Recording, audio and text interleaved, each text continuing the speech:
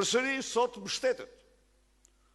Ju e keni dëgjuar reagimin e ambasadorit Bashkimit Evropian, reagimin e fundit.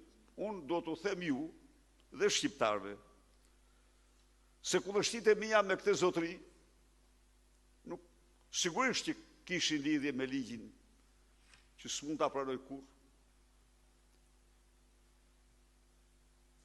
Një ligj të cilin nuk e kanë pranuar 21 vende anëtare të Bashkimit Evropian. Nuk kanë pranuar. Një ligj të cilin gjykata kushtetuese franceze e ka hedhur poshtë në vitin 2016. Një ligj të cilin gjykata kushtetuese e Shteteve të Bashkuara e hodhi poshtë para 2 ditëve. Një ligj të cilin, sepse ky buroi nga ekstremi majt në Shtetet e Bashkuara, nga Ndajfryu, nga Sorsi e stërsorës e tjera, atje filluan të aplikojnë. Një ligj i cili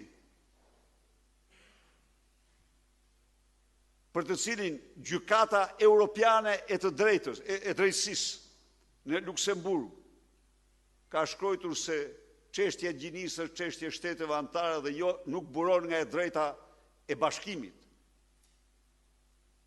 Dhe e morën e vunë me urgjencën më të madhe.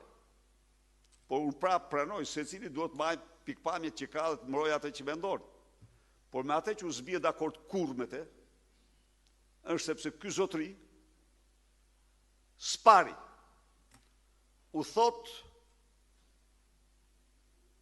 deputetëve të Partisë Demokratike dhe jo vetëm se ai narkoshteti që flet për cilin flet Berisha nuk e beson njëri as këtu as Luksemburg. Sigurisht. Sepse ti çon ato, i them, çon ato informacione të cilat absolutisht janë të pavërteta se narkoshteti është realiteti më dramatik, më tragjik i shqiptarëve.